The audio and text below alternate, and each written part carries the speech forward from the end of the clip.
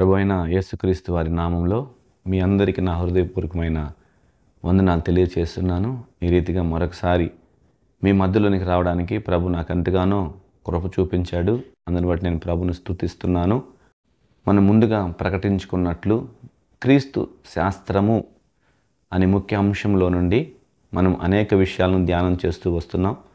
అందులో భాగంగా శరీరధారణ అంటే ఏమిటి, శరీరం అంటే ఏమిటి, మరలా ఆ శరీరం వల్ల కలిగే మేలేంటి, యేసు ప్రభు శరీరాన్ని ధరించుకొని ఏం చేశాడు, ఇంకా మరలా ఆ శరీరం ద్వారా మనుషులకి ఏ విధంగా మేలు కలుగుతుంది అనేటువంటి అనేక విషయాలను మనం ధ్యానం చేశాం. అయితే ఇప్పుడు మనం నేర్చుకోవాల్సిన మరొక ప్రాముఖ్యమైన విషయం ఏంటంటే, ఆయన శరీరాన్ని ధరించుకొని జీవించిన జీవిత కాలమును బట్టి మనం ఏమి నేర్చుకోవాలి. మనం శరీరాన్ని ధరించి ఉన్నాం కనుక మనం కూడా ఏ విధంగా జీవించాలి అనేది కానీ మనం నేర్చుకుంటే, ముందు సెక్షన్లో మీకు చెప్పినట్లుగా ఆయన దేవుని చేత అంగీకరించబడ్డాడు అని తెలియచేశాం. నువ్వు నేను కూడా అంగీకరించబడే వ్యక్తిగా మారటానికి మనం ఏం చేయాలి అనేది 2-3 మాటల్లో మనము ధ్యానం చేసుకుందాము. మొదటి మాటగా మన శరీరాన్ని దేవునికి సజీవ యాగముగా సమర్పించాలి. రెండవదిగా దేవునికి ఇష్టడుగా మనం జీవించాలి. మూడవదిగా ఆత్మానుసారముగా మనము బ్రతికే వారమై ఉండాలి. ఈ 3 విషయాలు ప్రతి ఒక్కరి జీవితాల్లో నెరవేర్చబడాలని ప్రభు ప్రేమలో నేను మీకు తెలియచేస్తున్నాను. ఈ 3 విషయాలు ప్రతి ఒక్కరి జీవితంలో జరగాలని మనస్ఫూర్తిగా నేను కోరుకుంటున్నాను. మరి మనం మొదటి విషయాన్ని మనము చూద్దాము.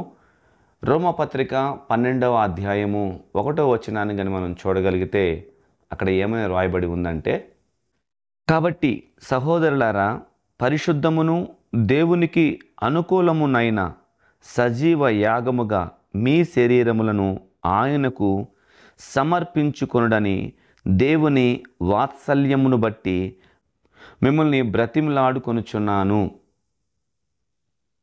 చదవబడినటువంటి వాక్యంలో పౌలు గారు తెలియచేస్తున్న మాట ఏమిటి అంటే, మీ శరీరాలను ప్రభువుకి సజీవ యాగముగా సమర్పించండి. పాత నిబంధనలో మనం చూస్తే బలిపీఠం పైన బలి పశువు పూర్తిగా దహించబడాలి. అప్పుడే ఆ బలిని దేవుడు అంగీకరిస్తాడు. అదేవిధంగా మనం చదవబడినటువంటి వాక్యంలోకి వెళ్ళి మరలాగానే చూడగలిగితే, సజీవ యాగముగా మీ శరీరాలను ప్రభువుకు సమర్పించండి. మన శరీరాలను మనం ఎప్పుడైతే ప్రభువుకు సమర్పిస్తామో, ఎలా? సజీవ యాగముగా. అంటే ప్రభు ద్వారా మన జీవితంలో ఏ విధంగా మనం జీవిస్తే ఆయనకు మహిమకరంగా ఉండిద్దో, ఏ విధంగా మన జీవితాన్ని బట్టి ఆయన మనల్ని అంగీకరిస్తాడో అనే విషయాలు కానీ మనం చూడగలిగితే, 2వ కొరింథీ పత్రిక 5వ అధ్యాయము 10వ వచనంలో ఏమని రాయబడి ఉందంటే చూద్దాం. ఎందుకనగా తాను జరిగించిన క్రియల చొప్పున అవి మంచివైనా సరే చెడ్డవైనా సరే దేహముతో జరిగించిన వాటి ఫలమును ప్రతివాడును పొందునట్లు మనమందరమును క్రీస్తు న్యాయపీఠం ఎదుట ప్రత్యక్షము కావలిను. అంటే న్యాయపీఠం ఎదుట మనమందరం కూడా నిలవాలి. కాబట్టి ఈ శరీరాన్ని ఎప్పుడైతే దేవునికి సజీవ యాగంగా సమర్పించుకుంటావో, దేవుడు నీ శరీరము ద్వారా చేసే ప్రతి క్రియను ఆయన అంగీకరిస్తాడు. న్యాయపీఠం ఎదుట మనందరము కూడా నిలిచినప్పుడు మనకి గొప్ప బహుమానం కలుగుతుంది.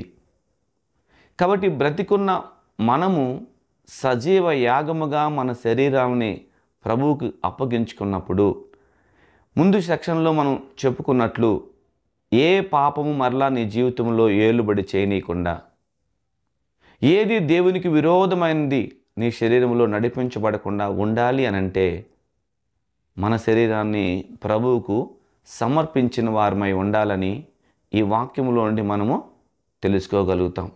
కాబట్టి ఈరోజు ఇంకా నీ కోరికలు నెరవేర్చుకుంటూ, నీ ఇష్టాలు నెరవేర్చుకుంటూ, దేవునికి సజీవ యాగముగా నీ శరీరమును అర్పించకుండా ఒకవేళ ఉన్నావేమో, వాక్యం వింటున్నటువంటి ప్రతి ఒక్కరు కూడా ఏ ఏ విషయాల్లో క్రీస్తుకు మన శరీరాన్ని సమర్పించుకునే విషయంలో మనం వెనకడుగు వేస్తున్నామో గమనించుకొని నీ శరీరాన్ని ఆయనకు సమర్పించగలిగితే నీ జీవితంలో తప్పకుండా ఉన్నతమైన మేళ్ళు కలుగుతాయని ప్రభు ప్రేమలో నేను మీకు తెలియచేస్తున్నాను.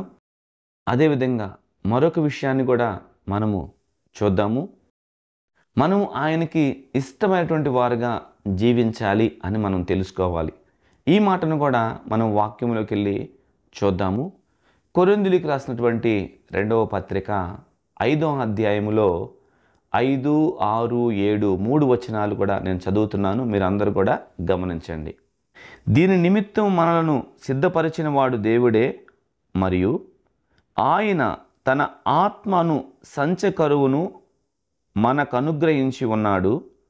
వెలి చూపుల వలన కాక విశ్వాసము వలనే నడుచుకొనుచున్నాము. 7వ వచనం. గనుక ఈ దేహములో నివసించుచున్నంత కాలము ప్రభువునకు దూరముగా ఉన్నామని ఎరిగి ఉండియు ఎల్లప్పుడూ ధైర్యము గలవారమై ఉన్నాము. ఇట్లా ధైర్యము కలిగి ఈ దేహమును విడిచిపెట్టి ప్రభునొద్ద నివసించుటకు ఇష్టపడుచున్నాము. కావున దేహమందునను దేహము విడిచినను ఆయనకిష్టులై ఉండవలని మిగులు అపేక్షించుచున్నాను. చదువునటువంటి మాటలో దేహములో ఉన్న దేహమును విడిచిన మనం ప్రభువుకి ఎప్పుడు ఇష్టలుగా ఉండాలని పౌలు గారు తెలియచేసినట్టు మనం చూసాం. ఈరోజు నీ జీవితాన్ని బట్టి ప్రభు ఇష్టపడే వ్యక్తిగా ఉన్నాడా, లేకపోతే నీ జీవితాన్ని బట్టి ప్రభు నిన్ను తోసివేసేవాడిగా ఉన్నావా?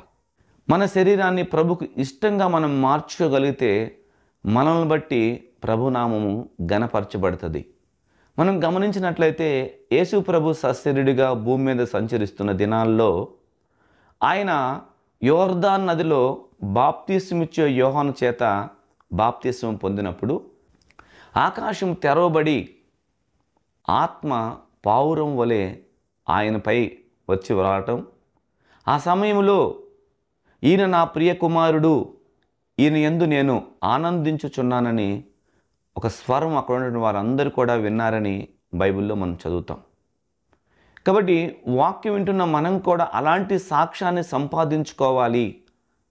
యేసు ప్రభుని అంగీకరించినటువంటి దేవుడు నిన్ను నన్ను కూడా అంగీకరించాలని కోరుకుంటున్నాడు. కాబట్టే నీలాంటి నాలాంటి ఒక శరీరాన్ని ఆయనకు ధరింపచేసి ఆయన భూమి మీద ఏ రీతిగా ఒక మాదిరికరమైన జీవితాన్ని జీవించాడో, ఆయన ప్రార్థన జీవితం కావచ్చు, ఆయన చూపించిన ప్రతి మాదిరి కావచ్చు, ఆయన ప్రతి సమయము తండ్రిని ఎలా మహిమపరిచాడో, తండ్రి కొరకు ఎలాగ తన్ను తాను సమర్పించుకొని సజీవ యాగముగా మారాడో, మనం కూడా ఆయన ద్వారా అలాంటి వారముగా మార్చబడాలనే పరలోకమందున తండ్రి కోరుకుంటున్నాడు. కనుకనే ఆయన శరీరము ద్వారా మనందరము నేర్చుకోవలసిన వారమై ఉన్నాము.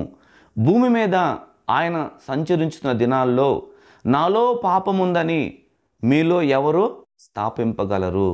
అంటే నీలాంటి నాలాంటి ఒక శరీరంలో ఉండి కూడా పాపానికి స్థానం ఇవ్వకుండా పరిశుద్ధతలో మహనీయుడిగా ఆయన జీవించగలిగాడు.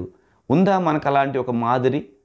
మనం కూడా అలాంటి ఒక మాదిరి కలిగి, రోషం కలిగి మనం కూడా జీవించాలని ఆలోచన మనం కలిగిన వారంగా ఉండాలి. అంతేగాని వ్యర్థమైన వాటిని అనుసరిస్తూ అనవసరమైన వాటి వెంబడి మనం వెంబడిస్తూ నీకు ఇవ్వబడిన విలువైన జీవితాన్ని ఈరోజు నువ్వు పోగొట్టుకుంటున్నావేమో గమనించు ఒకసారి. ప్రభు నీ కొరకు ఇంకా చేతులు చాపి ఎదురు చూస్తున్నాడు. కనుక మనందరం కూడా మనకివ్వబడినటువంటి ఈ దేహంలో ఉండి తండ్రికి ఇష్టమైన వారంగా మనం బ్రతకాలి. ఎప్పుడు నిన్ను చూసి ఆయన సంతోషించే వ్యక్తిగా ఉండాలి. అందుకనే ప్రభు గురించి కానీ మనం మరొక మాట కానీ మనం కానీ గమనించగలిగితే ఆయన సశరీరుడిగా ఉన్న దినాల్లో తండ్రి చిత్తమును నెరవేర్చటానికి తాను ఎన్ని ప్రతికూలమైన పరిస్థితులను ఎదుర్కొని శరీరాన్ని నలక్కొట్టబడి దున్నబడి అనేకమైనటువంటి ప్రతికూల పరిస్థితుల్లో ఉండినను తండ్రి చిత్తాన్ని చేసి తన శరీరాన్ని సజీవ యాగముగా అర్పించుకున్నాడు. ఈరోజు మనం కూడా మన శరీరాన్ని అర్పించగలిగితే, అంటే నీకున్నటువంటి దురుద్దేశముల నుండి, నీకున్నటువంటి దురాశల నుండి, నీకున్న ప్రతికూలతల నుండి విడిపించబడి నీవు కూడా ప్రభువలే ఒక మాదిరికరముగా అనేకులకి ఉండేటట్లుగా జీవించాలని దేవుని పేరట ఈ సమయంలో నేను మీకు తెలియచేస్తున్నాను.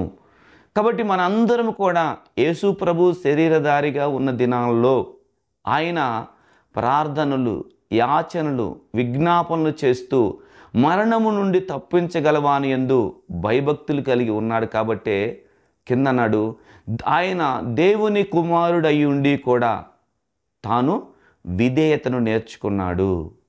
కాబట్టి మనం కూడా అలాంటి ఒక మాదిరికరమైన ఆలోచనని కలిగి మన జీవితంలో మనం కూడా ముందుకు సాగాలని నేను ఈ సమయంలో మీకు ప్రభు పేరట మీకు తెలియచేస్తున్నాను. మరొక మాటను కూడా ఇక్కడ నేను మీకు తెలియచేసి నా మాటలు నేను ముగిస్తాను. మరొక మాట ఏంటి అంటే, ఆత్మానుసారముగా మనం నడిపించబడాలి. ఎందుకని ఆ మాట చెప్తున్నామనంటే, ఎప్పుడైతే నువ్వు ఆత్మానుసారంగా నడిపించబడటం మొదలు పెడతావో శరీరేచ్ఛలను చంపివేస్తావు.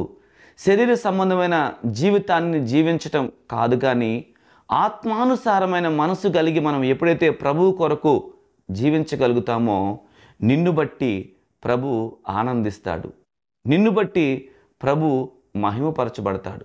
కనుక ఈ మాటలన్నీ కూడా మనము గమనిస్తూ ప్రతి మాటలో ఉన్నటువంటి విషయాన్ని తెలుసుకొని, నేను కూడా ఒక శరీరమును ధరించుకొని భూమి మీద జీవిస్తున్నటువంటి నా దినాలు ఏ విధంగా గడపాలి, ఏ విధంగా ప్రభుకు నేను మాదిరికరమైనటువంటి జీవితాన్ని జీవించాలనేటువంటి మంచి ఆలోచన మనందరికి కూడా ఉండాలని నేను ఈ సమయంలో మీ అందరికీ కూడా తెలియచేస్తున్నాను. మరి ఈ సమయంలో ఈ రీతిగా మంచి అనేకమైనటువంటి విషయాలు మనందరం తెలుసుకోవడానికి మంచి అవకాశాన్ని దేవుడు మనకు అనుగ్రహించాడని గమనించి తెలుసుకొని ప్రతి మాట ద్వారా మన జీవితం మార్పు చెందాలని దేవుని ప్రేమలో నేను మీకు తెలియచేస్తున్నాను. మరి ఈ రీతిగా అనేక విషయాలు తెలుసుకోవడానికి సహోదరుడు చక్కని అవకాశాన్ని మనందరికి కలుగు చేశాడు. మరి ఈ రీతిగా వారానికి ఒక సేవకుని తీసుకొని వచ్చి అనేకమైన విషయాలన్నీ కూడా తెలియచేస్తూ చక్కగా క్రీస్తు శాస్త్రము అనేటువంటి ఒక ముఖ్య అంశంలో నుండి అనేక విషయాలు మనం వింటున్నాము, అనేక విషయాలు మనం తెలుసుకొని అలాగ మనం జీవించేవారు అయి ఉండాలని దేవుని ప్రేమలో నేను మీకు తెలియచేసుకుంటూ, నాకు కూడా దేవుని మాటలు తెలియచేయడానికి సహోదరుడు చక్కని అవకాశాన్ని ఇచ్చాడు. అందుని బట్టి నేను సహోదరుని అభినందిస్తున్నాను. రాబోయే రోజుల్లో ఇంకా అనేకమైనటువంటి విషయాలు తాను దేవుడి చేత ప్రేరేపించబడి అనేకమైన గొప్ప కార్యాలు చేయాలని దేవుని ప్రేమలో తెలియచేస్తున్నాను. మరి వాక్యం వింటున్నటువంటి ప్రతి సహోదరుడు కూడా ఈ మాటలు మీకు ఆత్మీయంగా బలము ఇచ్చాయని మీరు గమనించినట్లయితే ప్రతి ఒక్కరికి ఈ వీడియోస్ మీరు షేర్ చేయండి. ఎందుకనంటే దేవుని వాక్యము మనందరి జీవితాలను కట్టగలుగుతుంది, పాడైపోయినటువంటి ప్రాకారములను మరలా కట్టగలుగుతుంది. కనుక ఈ మాటలన్నీ కూడా మన జీవితానికి ఆశీర్వాదకరంగా మార్చబడాలని నేను కోరుకుంటూ ఈ నా మాటలన్నింటినీ కూడా నేను ముగిస్తున్నాను. ప్రభు మనందరికీ తోడయ్యుండి నడిపించునుగాక. ఆమేన్.